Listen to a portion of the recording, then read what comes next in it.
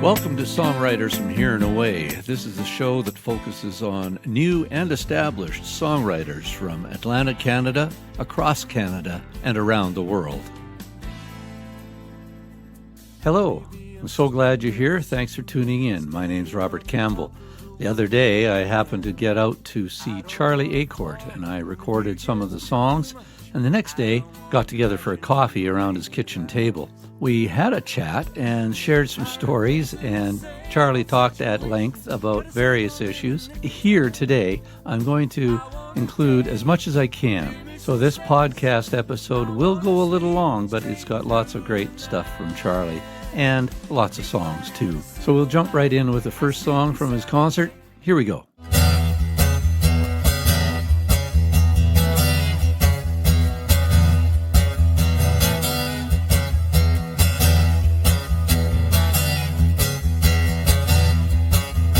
Jumping Captain, he wants to drive a penny down the rock and roll electric machine. It's Friday night and she's looking alright, and she wants to dance away with me. The way that she meets my two left feet and a rhythm that is ready to go. Said you never know what'll happen down here when you're dancing out the dirty road. Jimmy legit and his fist won't quit when he's got one thing on his mind. He's looking for the fellow who called him yellow. Figured he was way out of line. The band was jumping while Jimmy was thumping on that man from left to right. After they fought and the beer was bought, they was friends by the end of the night. In the corner with Jenny when she told me that her daddy was a county judge. I said, honey, ain't that funny? I bet he don't get out much. Well, it goes to show that everybody knows the dirty old, it ain't no joke. 'Cause I watched his honor fall right off of drinking double rum and coke.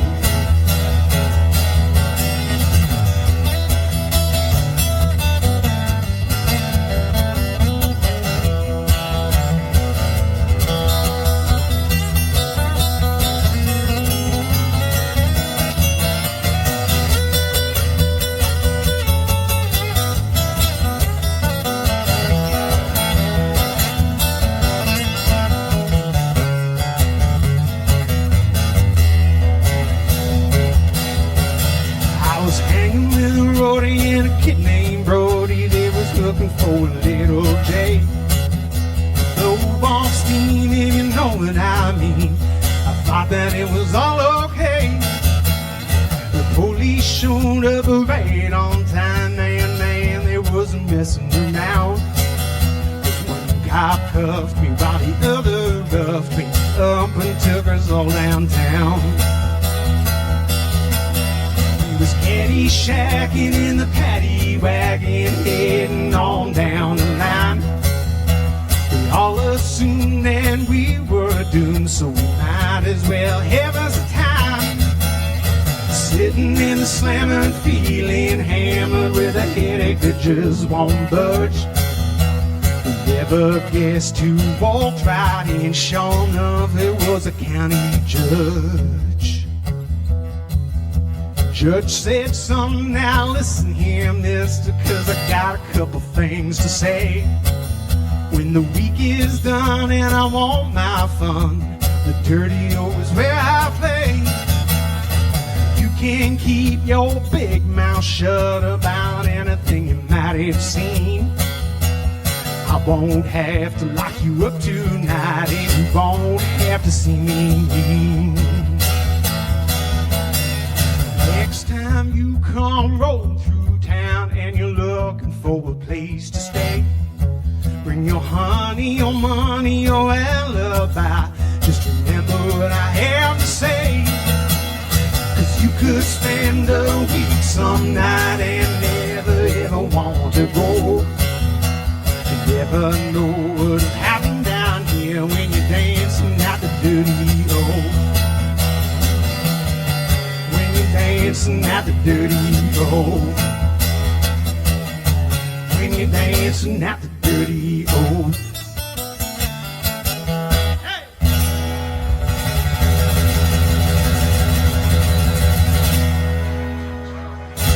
Then there's always, like, my grandfather always had this saying that there's room for slip twixt cup and lip. I don't know if you ever heard that. No. So it shouldn't be assumed that from the time I take that mug off the table that it's going to reach my mouth. Right. Right? Yeah.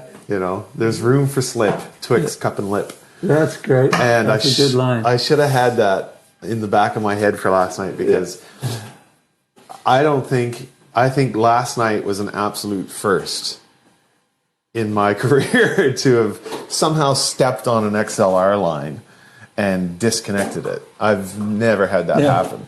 And I couldn't, in the moment, and we were talking about this after the show, I was like, in the moment, you couldn't comprehend the fact that that could happen. Well, it's not, you go into troubleshoot mode right off the bat, right? But at the same time, you still have a show to perform. And so, you're managing a lot of mental pieces. Moving parts. And it wasn't until, and so I'm looking at everything that's directly in front of me. I never thought to look behind me to go, oh, are you kidding me? It's When you were talking last night, you mentioned when you came to the city. Where did you grow up? I grew up just outside Truro.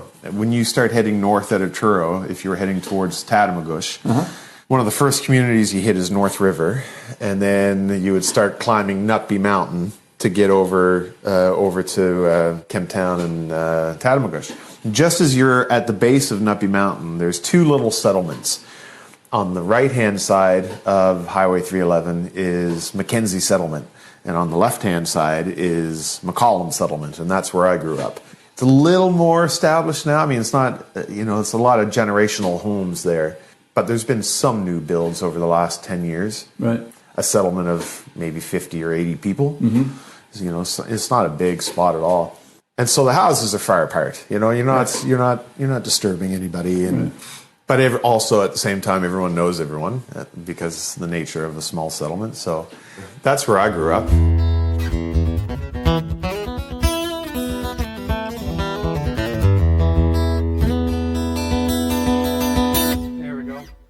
Do with that and then see how we go from there.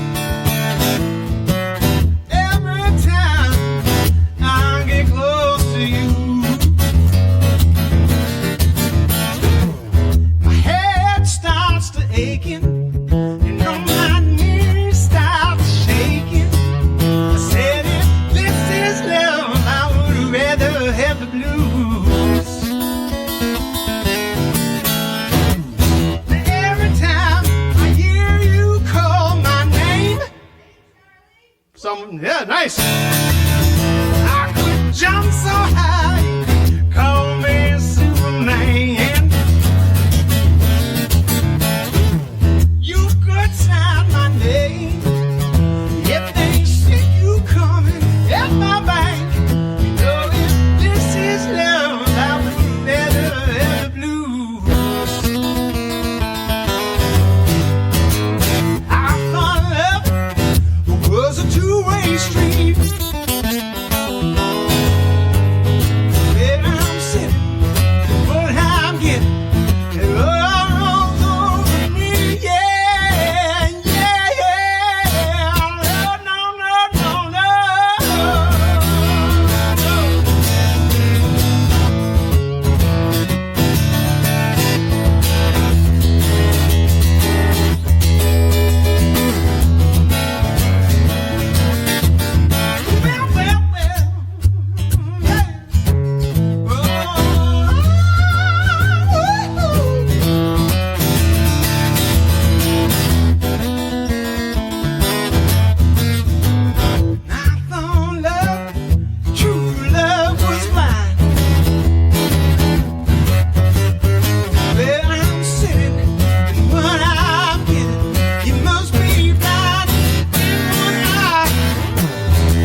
let you know you got yourself a fool.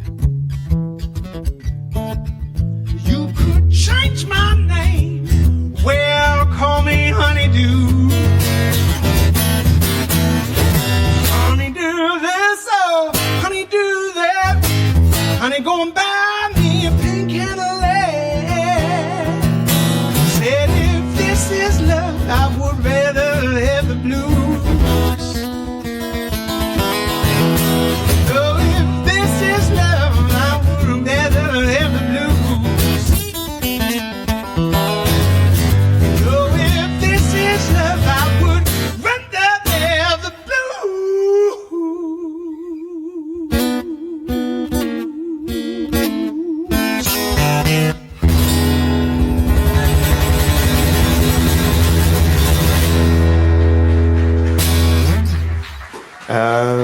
And that's, you know, I've always seen it as a bit of a fortress of solitude in that sense. Like when I've wanted to unplug and hide away for a little while and go, you know, just kind of remind myself. Is there still roots up there? Oh yeah, yeah. My dad has the homestead up there. Okay.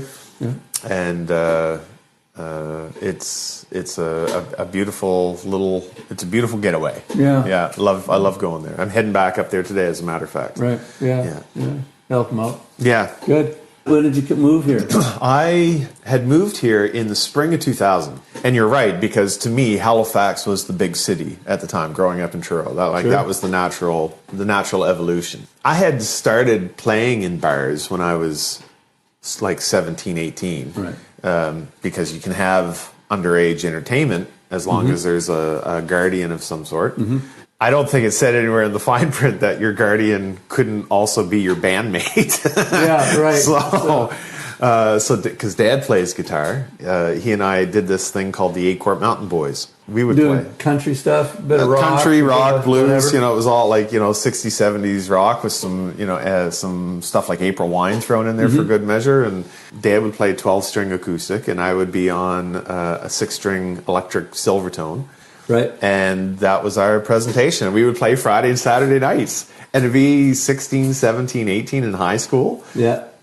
to do that in small town Truro, it was fantastic. It was great because I think back high school years, and some of the kids would be like, "Oh yeah, my parents are out of town this weekend. We're gonna have a big blowout at the," thinking that they were doing something super rebellious, and we're going to have a party and they're not going to know. Do you want to come? And I'd be like, oh, I can't. I'm playing at a bar that you're not old enough to get into.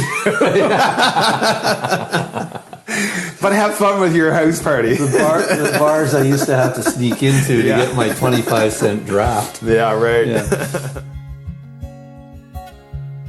Remember how at the beginning of the night I said love songs come in different forms? Well, I meant it.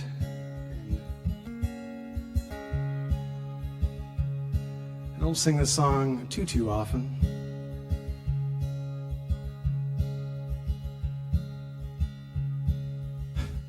But after the last 20 minutes, it seems as good a place as any.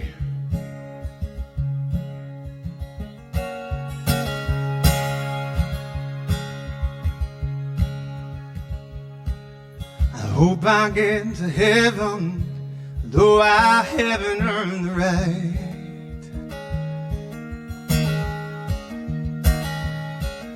Searching for forgiveness, and it ain't easy to find.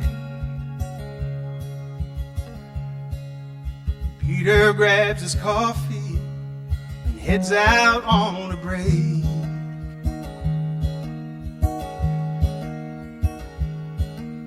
Peter isn't looking, I could slip in through the gate, singing their song won't save my soul. The choir kept on preaching,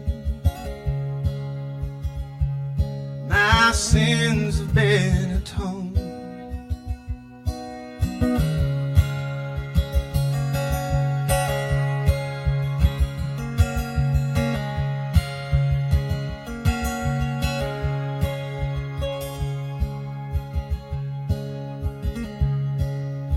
If I climb a mountain and look out from the peak,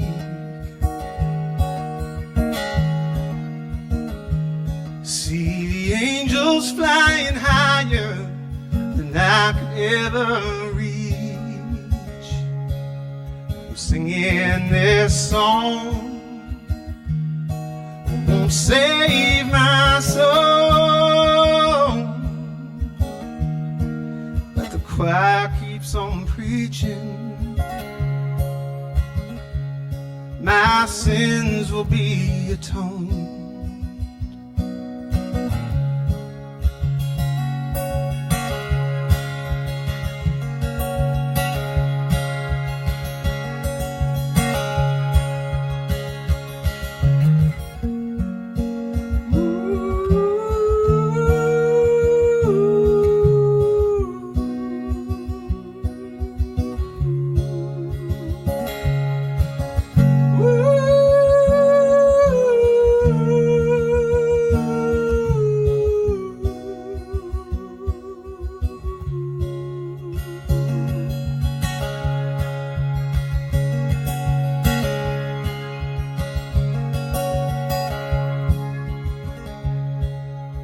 Guess I'll wait for judgment on my dying day.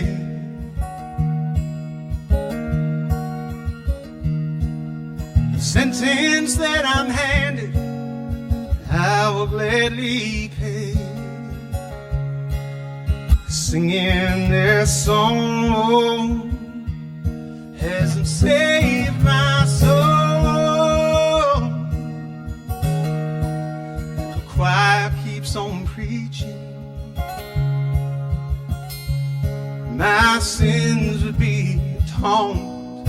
Singing this song won't save my soul.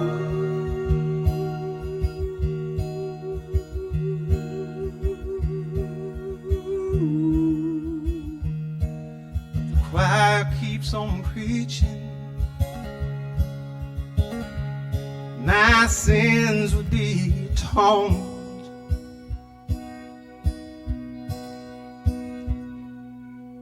Welcome home.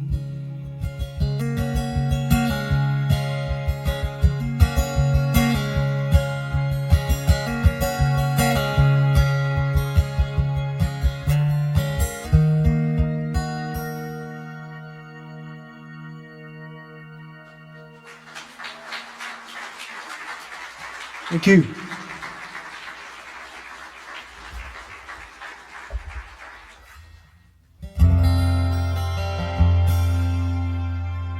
That's off of a record called Triumph and Disaster, and that album came out in 2012, and the album itself was a bit of a love letter to Rudyard Kipling and the poem If. Are we familiar with the poem If? Yeah? Awesome. Yeah, some of you. Okay, that's great. If you're not familiar with Rudyard Kipling or the poem If, Rudyard Kipling, of course, probably most famously author of The Jungle Book. And but the poem If is just a remarkable benchmark of what humanity should and does strive to be the better of. And there's some really great lines in it. But he's not around anymore. I can say that I have written a song with Rudyard Kipling. And it's very, very cool to be able to say that. Like if you're familiar with SOCAN, that's the company in Canada that Songwriters, we register our songs when we create a new piece of music, and we register it with SOCAN, and that's how we can collect royalties for when we perform it and when it gets used on radio or TV and blah, blah, blah. And so if you, when you go to SOCAN, you look up the catalog and you look up this next song under Charlie Acorn. Under co-writers, it says Charlie Acorn, Chris Kirby, Rudyard Kipling. It's very, very cool. The whole second verse, if you're familiar at all with the poem, I don't want to give it away, but the second verse of this song is entirely lifted from, it's adapted, but it's pretty much lifted from the, as an excerpt from the poem If, and this is called Sun Is Gonna Shine.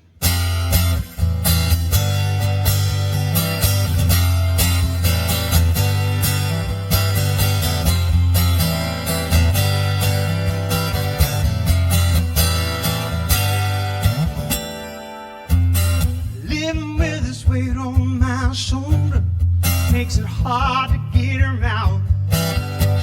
I'm looking for a place I can lay my burden down. Love surrounds me. It's strong, it's simple, it's pure. And no matter what might stand against me, one thing I know for sure: sun is gonna shine. Sun is gonna shine when the rain is done. Sun is gonna shine. Sun is gonna shine when the rain is done. Oh no. I've heard the truth I've spoken, twisted by knaves and trapping fools. Seen many things in my life get broken, built them back up with a worn-out tools. Sun is gonna shine. Sun is gonna shine when the rain is done. Sun is gonna shine. Sun is gonna shine when the rain is done.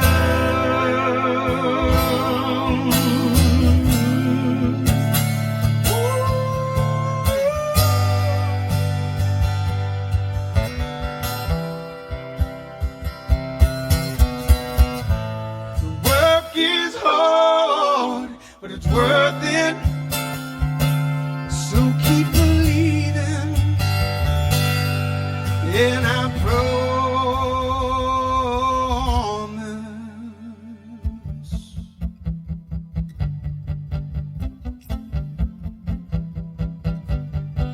Sun is gonna shine.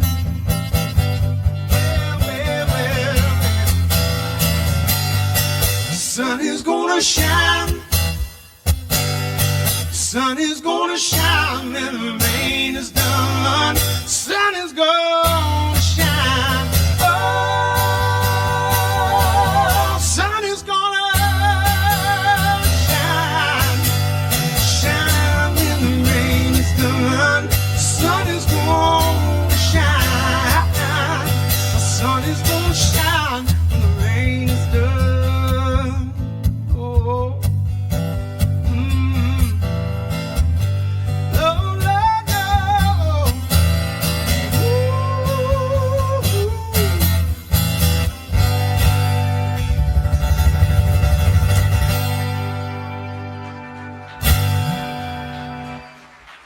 Thank you very much. You're listening to Charlie Acord on Songwriters from Here and Away. We've got some more interview segments and some more songs coming up. But while I've got you here, wanted to point out that we are online. We'd love you to search us out, link up, hook up, like, share, do all that stuff on the socials.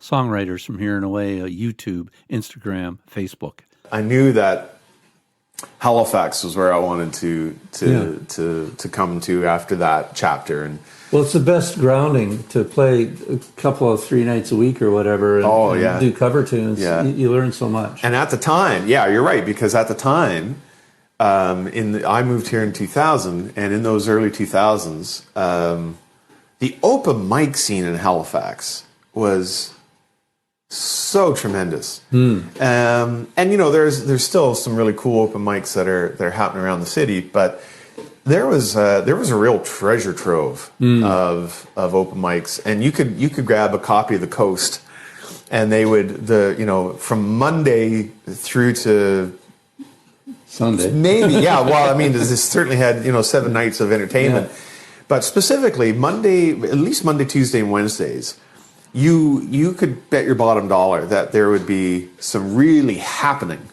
open mics, not just the ones where there might be 3 people sitting in the bar and 2 of them are waiting to get up to sing.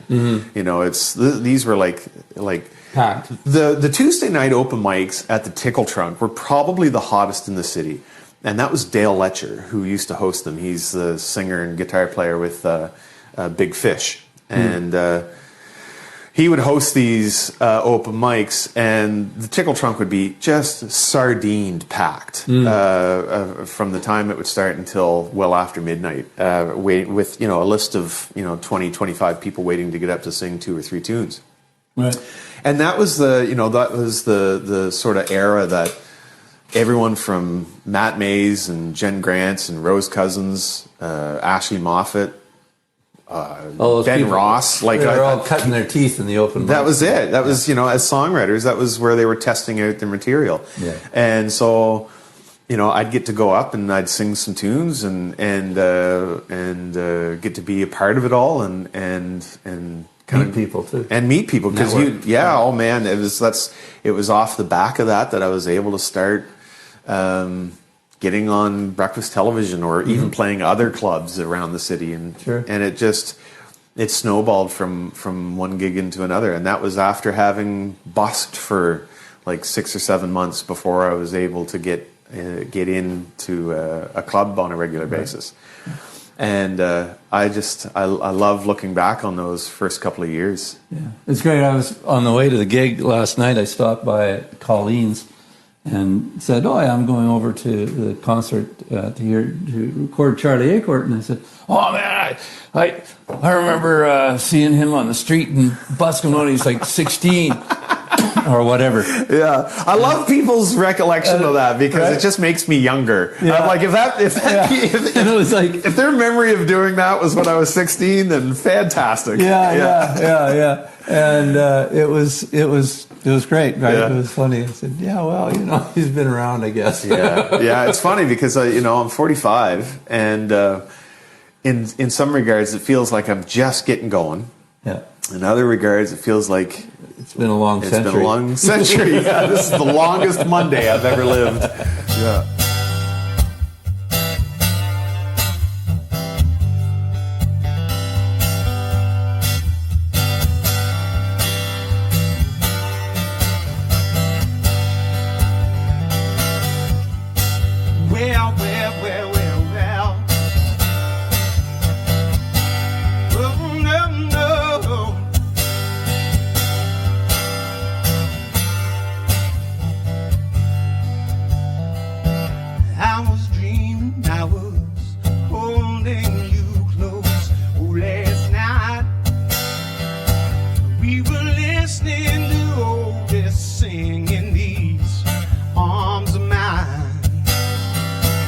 Every time I think of you, I lose control. I know if I feel it's right, but I ain't letting go.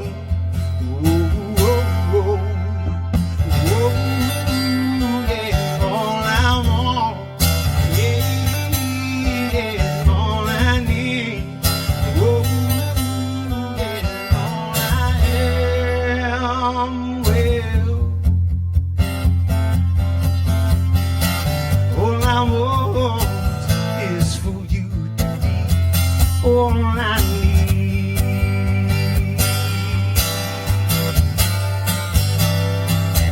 Oh, yeah.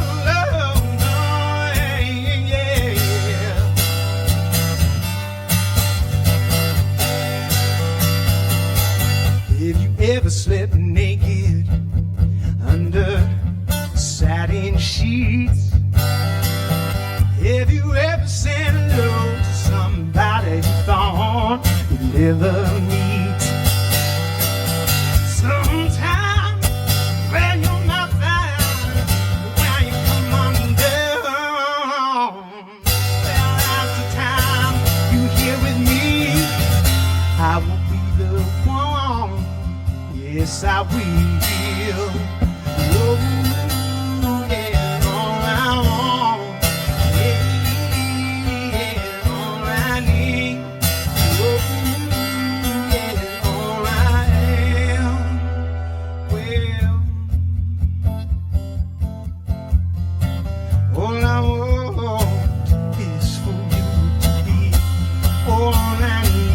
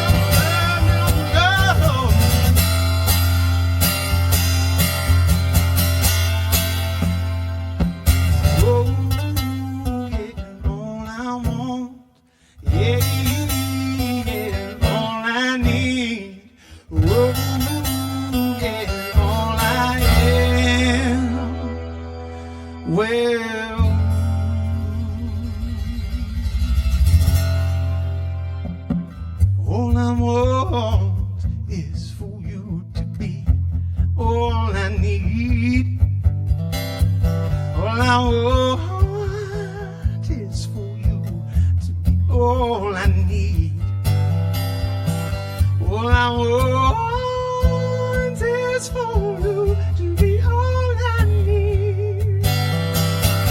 All I want is for you to be all I need.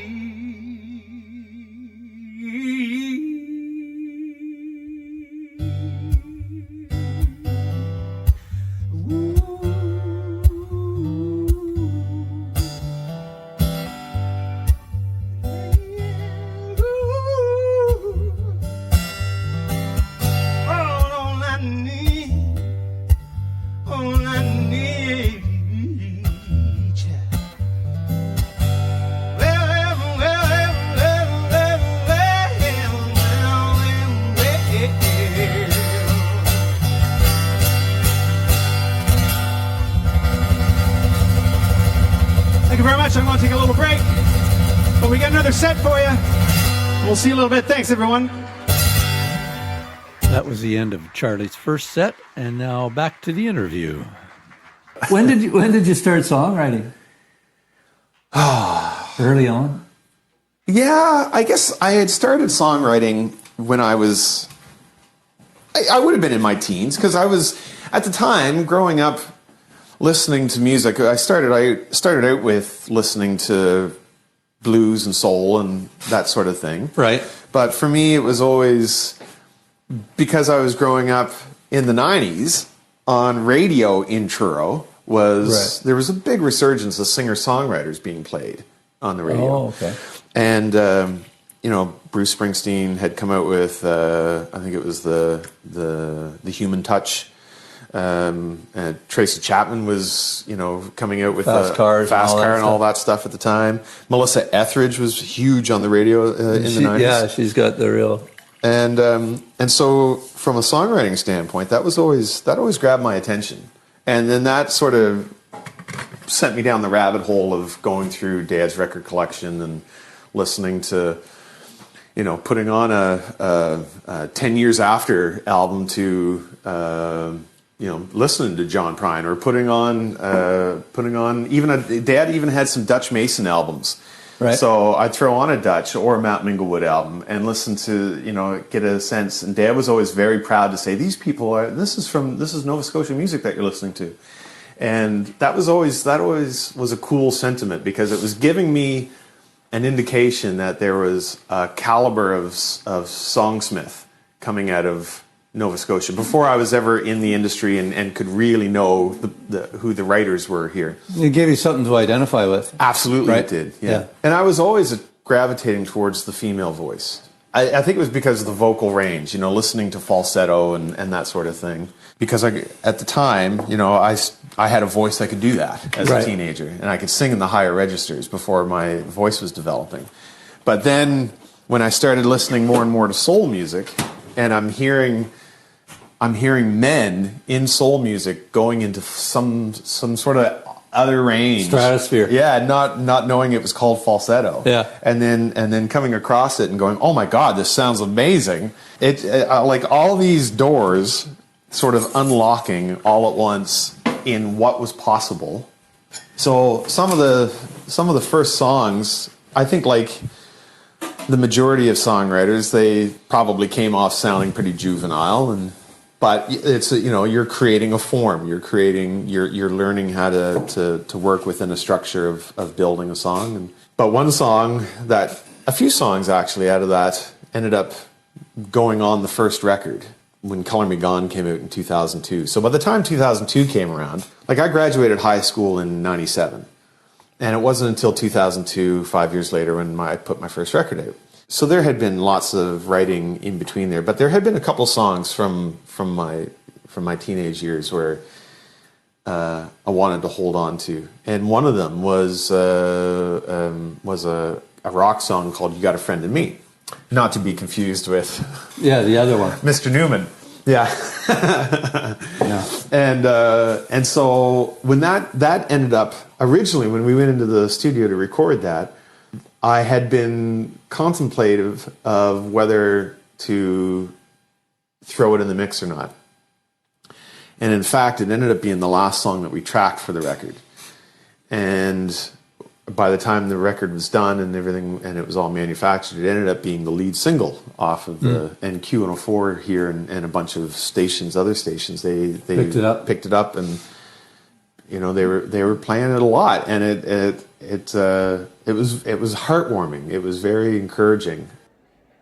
We're all still here. Yeah! That's beautiful. Thanks so much, everyone, for, you know, I like to have a good time. I like to have a few laughs. But I really, really want to say thank you for choosing to be here tonight. You know, you could have chosen to stay home. And which, you know, we got comfortable doing after a few years. So when, you know, as much as we crave live music, you know, we're all creatures of habit. And so sometimes when we got used to staying at home, we just stay at home, enjoy music, and feel connected for a few hours. And that I never, ever, as long as I walk the face of this earth, never take for granted. So thank you for being here tonight. Big thanks to David and the whole staff and crew here and the volunteers at Port Wallace United.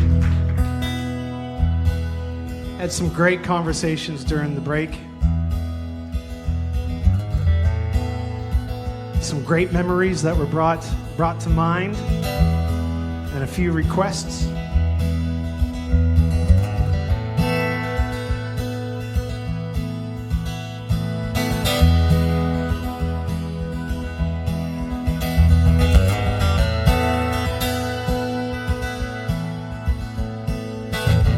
Time when you and we went out dancing in the rain. And then I thought I'd die laughing, child. Funniest thing I'd ever seen. You looked up at the stars and wondered how far it was to your dreams. It's never as far as it may seem, as long as you believe. Shine your light and you might find the flame burns brighter than the fire.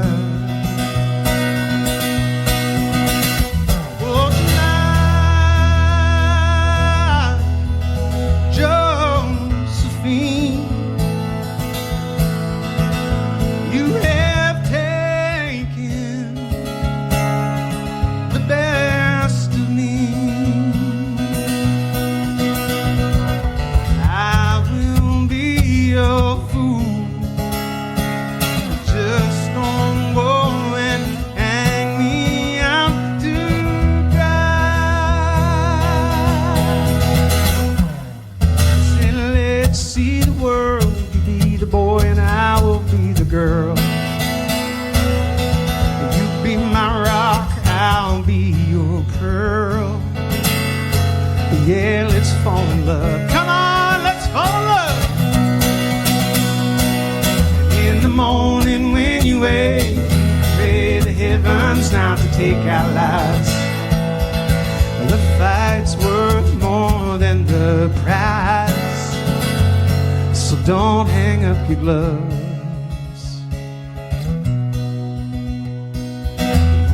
These things you said to me are just a distant memory. Oh, July, Josephine,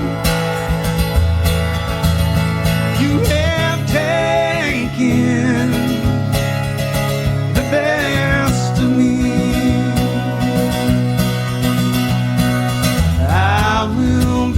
Your fool, just don't go and hang me out to dry.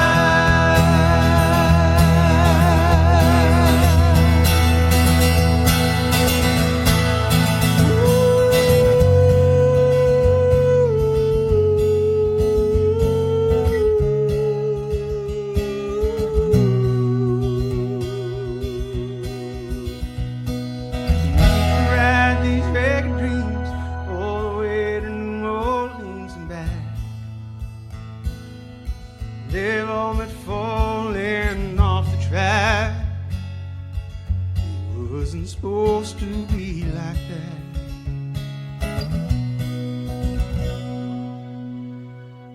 July, Josephine, you have taken the best of me. I will be your fool. Just don't go and hang me out to dry, Josephine. I would give most anything.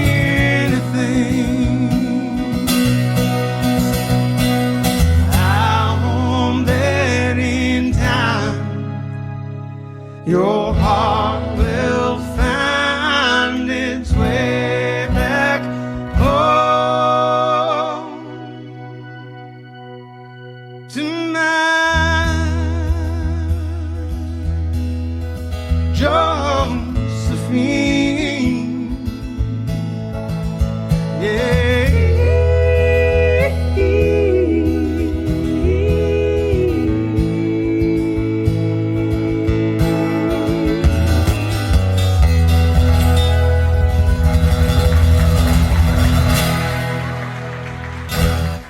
Getting the regional stuff to gain traction has always been difficult. It's the old saw, you got to go away to make it, right? Yeah. I've encountered that many times, and I felt that pull also many times especially as a younger man. I thought that Halifax was a stopover, Right. for a few years. Maybe I'll be in Toronto or L.A. or New York. Exactly, or something, right? Memphis or Austin. Yeah. Some great music scenes, or maybe, who knows, maybe even go to London, Right. and see that part of the world. Well, you went to Australia. Yeah, I've been there Good tour a there? few times there. Couple of times? Yeah, I think I'd been there probably about a dozen times over the 2010s, and unfortunately, I haven't been back since the pandemic. But that I think by and large, all of that has Faded away. now, and so those doors are relatively open to do international traveling again. So that's something that's on the horizon. That's always been, to be able to get back to full on international touring is all part of the master plan. But it's been really important to deal with regional, national. Sure. Yeah. Well, there's a saying that I think it was a Xerox training course or something about mining your own acre of diamonds. Like there's a lot right in your neighborhood. Yeah. If you pay attention to it. That's true. And it's the trick is figuring out how to mine it. Yeah. Right. Yeah. Because a friend of mine who I collaborate with and who's 1/3 of this latest project, Lloyd Spiegel from Australia. Yeah. He's been back and forth to Canada quite a few times over the last 18 to 24 months. Right. And so, clearly it's possible. And so, that's only just a matter of time. But again, harking back to my grandfather, who had another expression that you shouldn't be off tending to the cottage while your house is on fire. Right. Right. and I kind of see that, for me, that making a whole lot of sense, because to be able to reassure and reaffirm, not just to the regional audiences and fans and presenters, but certainly those on the national level, that I'm still here. Right. And some aren't. Some have chosen for what they perceive as greener pastures, and on both sides of the microphone, Right. whether they work in a performing arts center or whether they're performing themselves.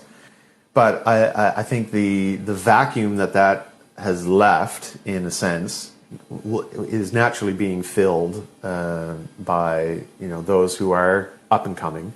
But for those who were here before the pandemic, I think it's been, for me, really important to let the public and let the fans and the presenters know that I'm still here before I start, going off to Right.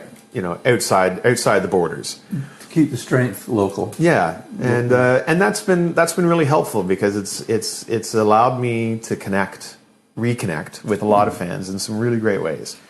I mean, last year with this tour, we were able to do a national tour, and to get 26 presenters with Susie Vinnick, Lloyd Spiegel, that's and right. Michelle. Yeah, I mean, to have Susie and Lloyd and I together, just our 3 individual calendars sync up is one thing. Yeah. Then you try to get 26 national presenters on the same calendar. Line up.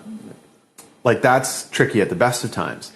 Doing that coming out of the pandemic where not all presenters were using the same playbook in order to come back, right? Because some were choosing to do a hybrid of contracts that they already had in the hopper, plus booking new stuff. Or some of them were like, I've had to cancel way too many shows and reschedule them, so I'm just cutting my ties and starting fresh with all new programming. Right. And some presenters went the other way, where it was, I've got these contracts in the hopper, I've got to get through this backlog before I start thinking about new programming. And so you had this real hodgepodge of presenters really doing their best to try to be consistent with presenting to their communities. The hump of that is behind us now, which is nice. And so, the idea that international touring can come back onto the plate is in my particular case, I think is more viable than say if we had this conversation 12 months ago.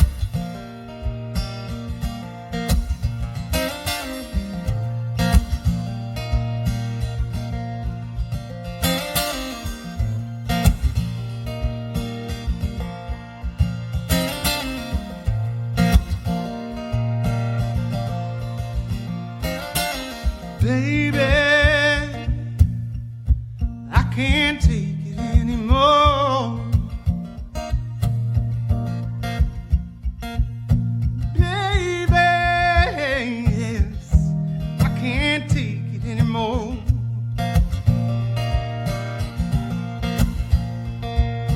Please tell me, what are we looking for?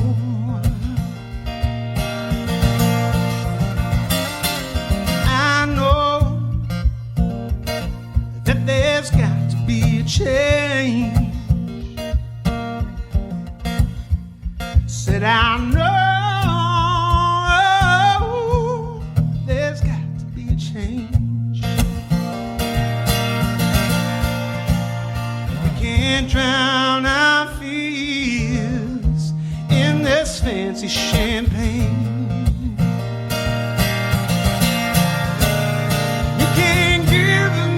Thorns and crawling a throne. You can't give me jail and call it my home. All this time we've been loving in vain. Chains of gold are chains just the same. All I've ever wanted, someone to love me for myself. Said all I've ever wanted is someone to love me for myself. Oh, but this ain't love. No, it's something else.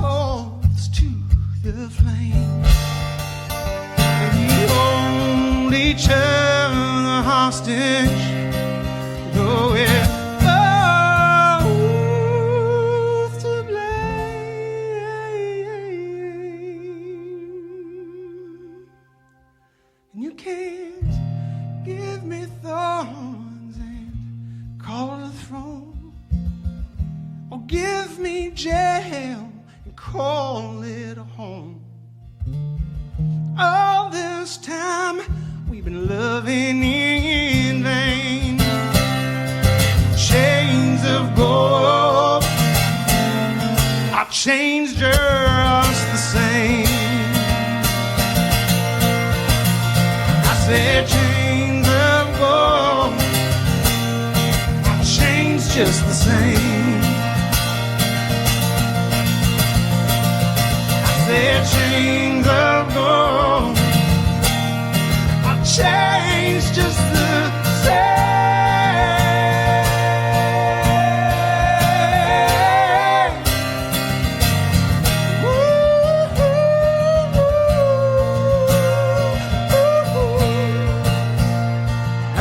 Chains of gold, our chains just the same.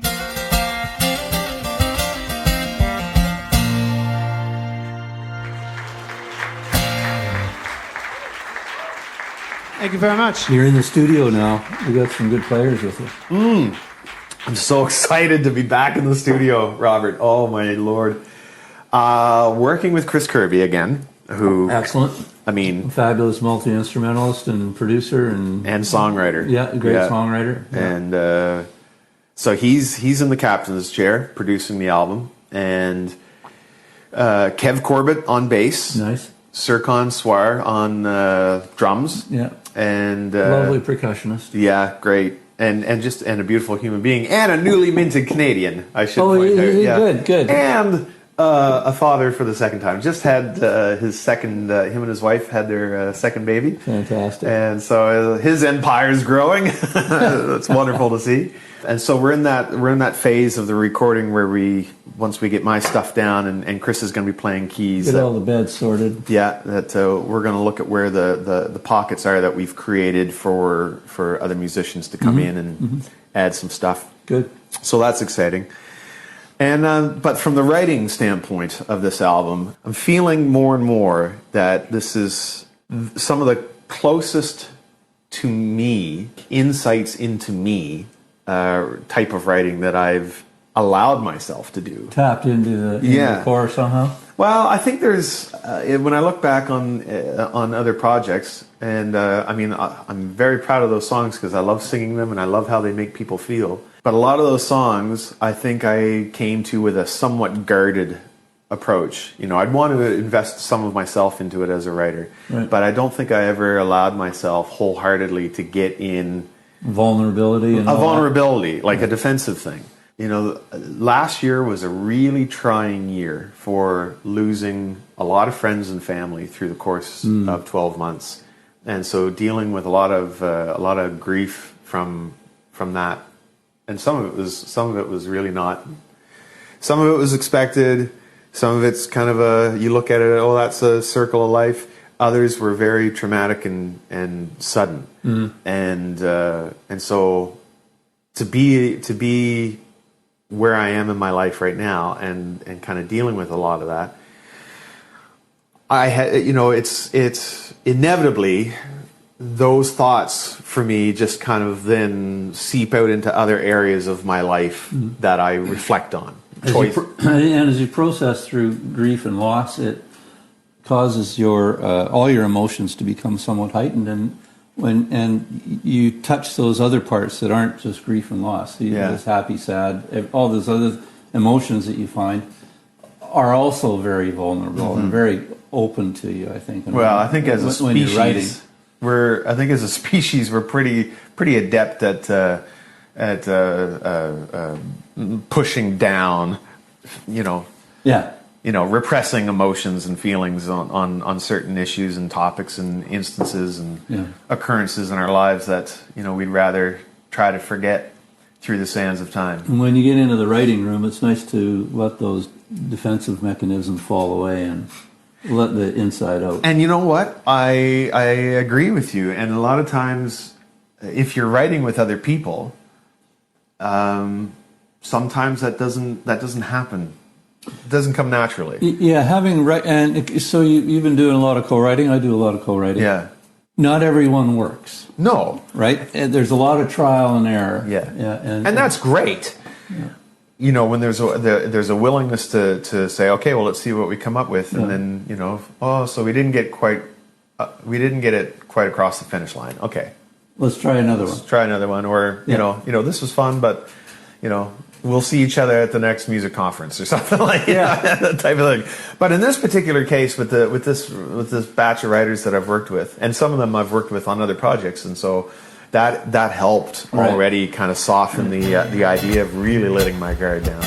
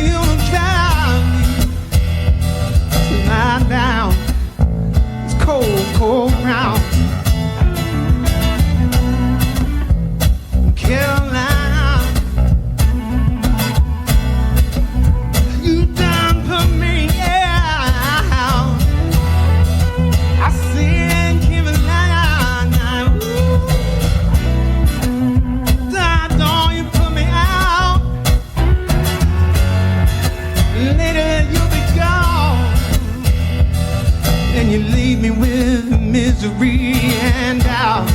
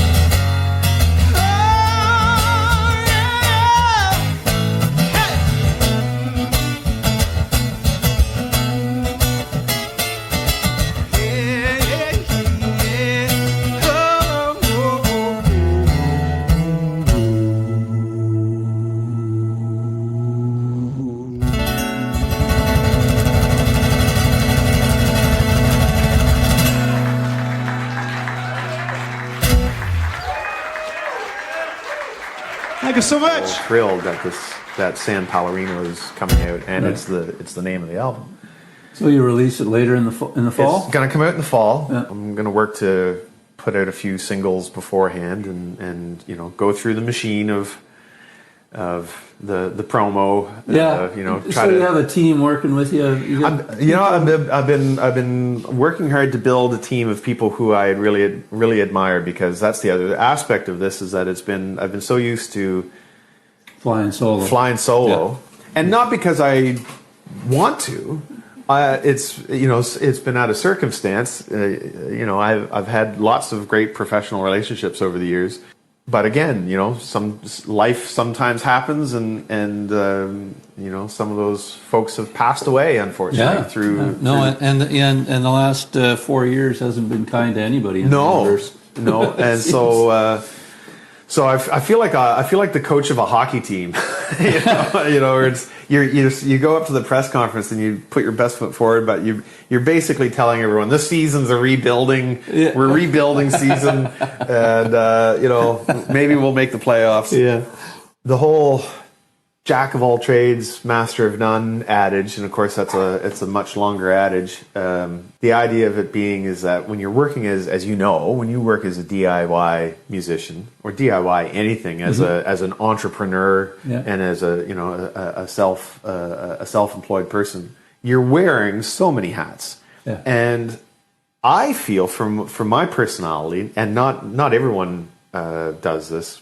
There's lots of people who are really successful at it, but I find that my artistry suffers when I'm wearing too many administrative hats, because it zaps all the energy. I have no motivation to sit down and write anything if I'm spending all my time doing spreadsheets. And there's a lot of distractions. Yeah. They're necessary distractions. Yeah.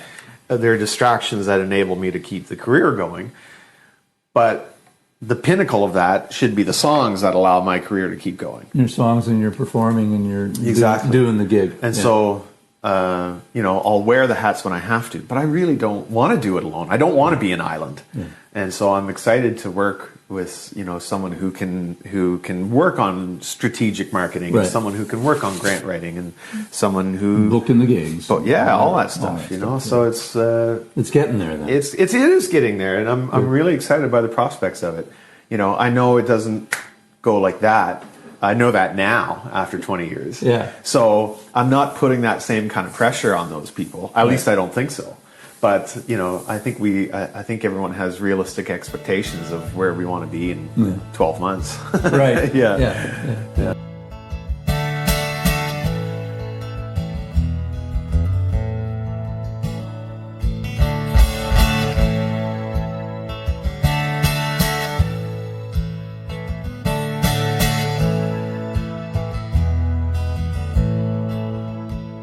She moves my soul in ways I could never imagine, and her kindness, it is rivaled only by her compassion. And when I'm lost, she's the hope that leads me home. I know, but for her, I would walk through this world alone. You are all I need in my life, my lover, my friend, my wife.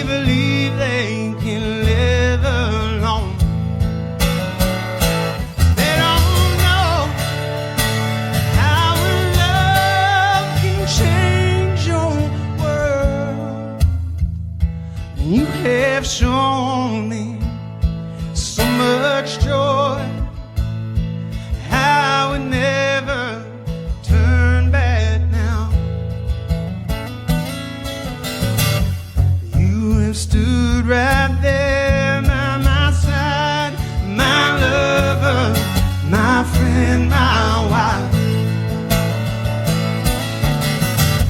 You were all I need in my life, my lover, my friend, my wife. And here we are, hand in hand.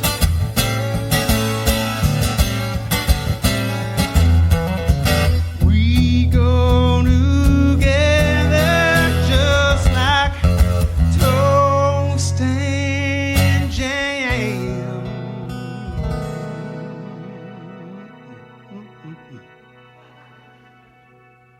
So today, as we marry, I'll stand here, my head held high. For I will always be your husband, and you'll always be my wife. I can see our sun in your eyes, my lover, my friend, my wife. You have stood right there by my side, my lover, my friend, my wife. You were all I need in my life, my lover, my friend, my wife.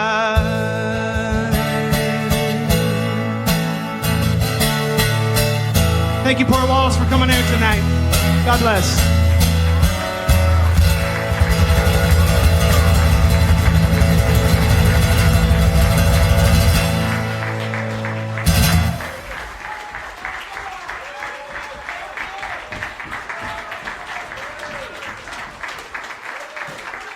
That was the last song of the show, but Charlie did open up with an instrumental song, and I've included it here on the podcast version of the show, as well as a little more chat. Thanks for tuning in. Please check out www.sfhaa.ca,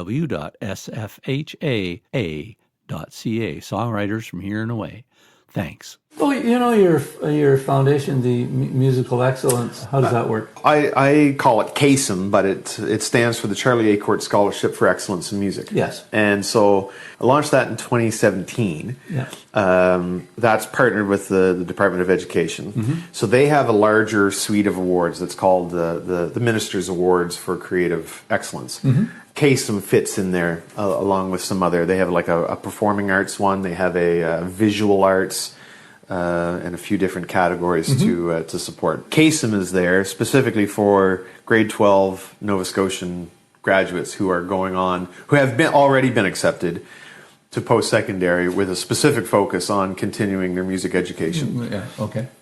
And that could be whether they go to the NSCC Ivany campus, FX, whatever wherever Santa Fax, anywhere. Yeah, I mean, Berkeley or I guess Humber in Toronto. Sure. As long as so then every year the fund. Do you support the fund? Is that how it works? Yeah, it's I save up the money each year from gigs or CD sales and that sort of thing. Yeah. I wish it could be more, obviously, but because it is me saving it up. It just helps to offset a few expenses, kind of out of the gate. And it's a great bit of volunteerism, I guess, in a way, right? When I was younger and I watched that movie Pay It Forward, that was such a great movie on different levels. The concept of that, the idea of it, always resonated with me.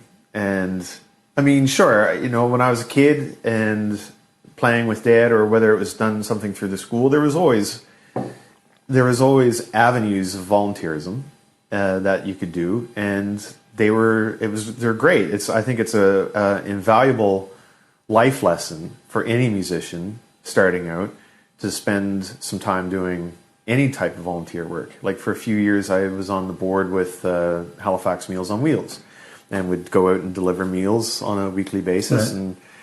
and I think there's a calling that, to whatever degree musicians and artists can answer that call, I think it's incumbent to do that to the ability Support that the you community. can. Yeah, I mean, I'm a firm believer in giving back to the community in different ways. Yeah, and I always wanted to, when I'm long gone from this earth, I want there to be something standing that I believe in, and I believe in the power of music. I believe in the power of music education.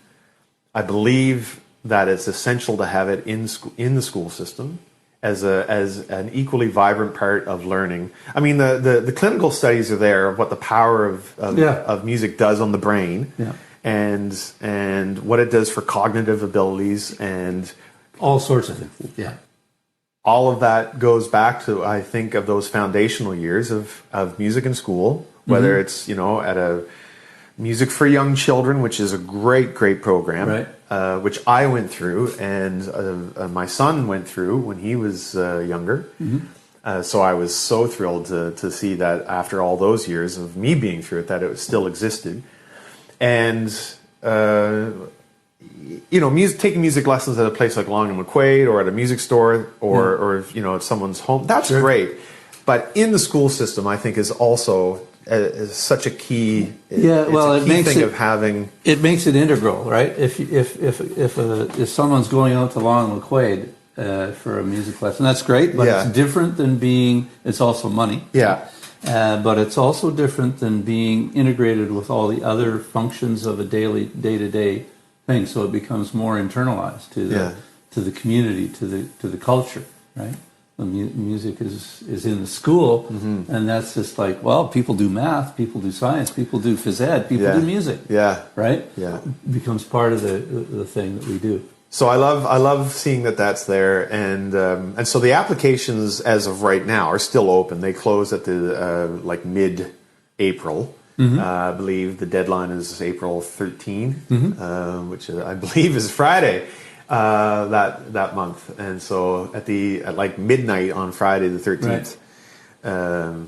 So for any Nova Scotian in this case. Yeah. So if you're graduating from a Nova Scotia high school this year, and you've been going through a music program at your high school, you can apply. Okay. And it's the link to all of that is on charlieacourt.com, and that will then launch you over to the Department of Education's portal, where you can put your application in and look at the criteria and that sort of thing. And I know they have those kind of bursaries and scholarships in virtually every province. So, it's behooves people to get out and shoot for them anyway. I feel very fortunate that I'm here to see young students take advantage of it. And you get to meet some of these people. It's been great because it must be fabulous. It is fabulous because you see, when we get to the point when the recipients have been chosen, and you get to the presenting ceremony, and you see them in person, and you get to chat with them and find out about what it is that sparks them, and what they're excited about in the months to come, because they're starting university for the first time, and they're excited for playing music on stage, and it's invigorating to see the beginnings of. It's like I'm seeing the beginnings of my career over again through their eyes. See the fire in their eyes. Oh, it's a wonderful experience. Yeah.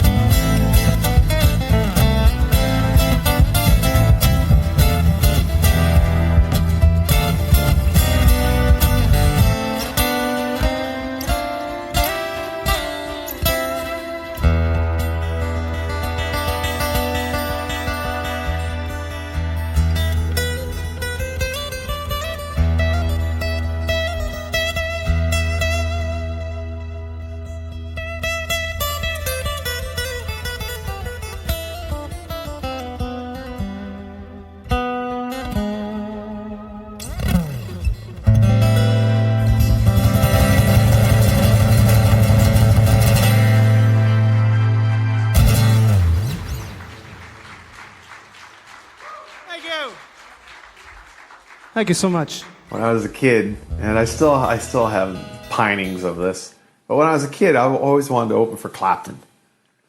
Like, There you go. I always wanted to open for Clapton. You know, I love his playing. I love when he's got the Strat cranked up and he just lets go. Oh man, there was something about the tone and the sustain of that and the ferocity of some of that playing. That was my first concert. Was it really? Was before you were born. It was Cream. Oh. Yeah, it was Cream in the Edmonton Gardens. I guess it was the Gardens back in like '67, something like that. '68. I was a young kid. I was like 13 or something, right? And 12 or 13. My one brother took me to the concert. Wow, that was my first show. What an impression that must have made. Yeah. I mean, I'm still gobsmacked at the effect it had on me. Yeah. Well, you know, and like I say, time waits for no one. And I see, you know, I'm not a young man anymore, but I'd like to think there's still quite a few miles in front of me. But I look at Clapton now, and he's in his late 70s. He's creeping up on 80. Still touring, thank goodness. Yeah, but there's a lot of folks still. That's the beauty of music is you can do it on whatever platform or whatever level. Until you die. Yeah. Right. Yeah. That's who said that. Anyway, he had this great line where, you know, musicians never retire; they just play until they die. But why? It's true. For lots of practical reasons, I'm sure. But you know, the essence of it, I think, is because it's so enjoyable. Yeah. You know, there's the pure, unfiltered joy of being able to play music, where not everyone can play music, and so there's, you know, it's kind of like it's like this secret garden of joy and expression. So I get that sentiment.